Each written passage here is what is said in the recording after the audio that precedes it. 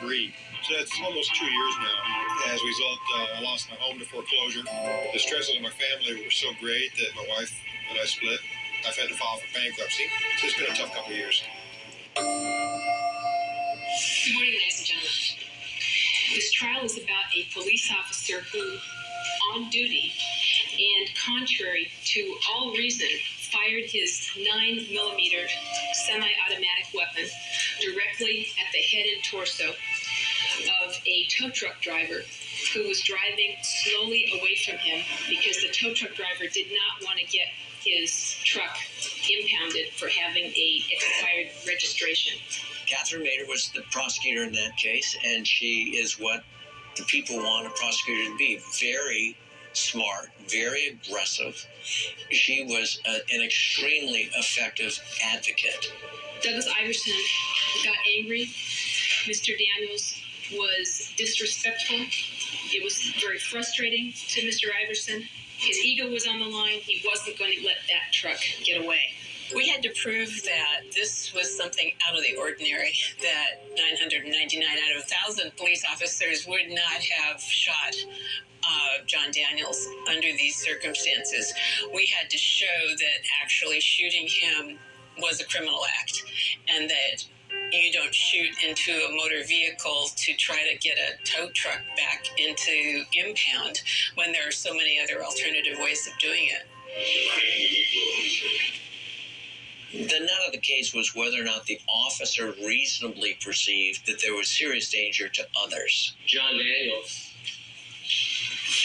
walked like he was dangerous. John Daniels talked like he was dangerous. John Daniels threatened the officers like he was dangerous. I did represent one of the officers who was charged in the Rodney King case. I didn't have any hesitation in representing another officer who was charged in a serious crime. And they see Sidekick tow truck, and that's the truck that Mr. Daniels is driving. So they pull into the gas station, and they are going to impound the truck. And one thing leads to another, and Mr. Daniels indicates in no uncertain terms that he's not going to allow them to take the truck. He tells them, as a matter of fact, you better call backup. Officer Iverson does, and you will learn that because there's a dispatch tape. In the first trial, there was nobody that said Officer Iverson was not guilty.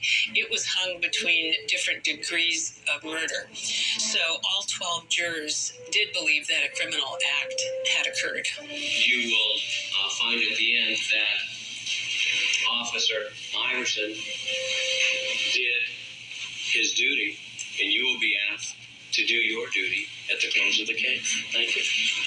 Iverson wanted to engage him. He was trying to provoke him. He was trying to create a situation where he could do that thing that officers love to do when they have nothing else, is arrest you for 148, interfering.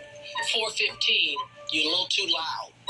Knowing it'll be a DA reject, but you pissed me off. Contempt of cop. And so he was trying to provoke him, I believe. Did you ever hear any statements made by Officer Iverson with regard to what he was planning to do with regard to tow trucks? Yes. What did you hear Officer Iverson say? It's time to go off and some tow truck drivers.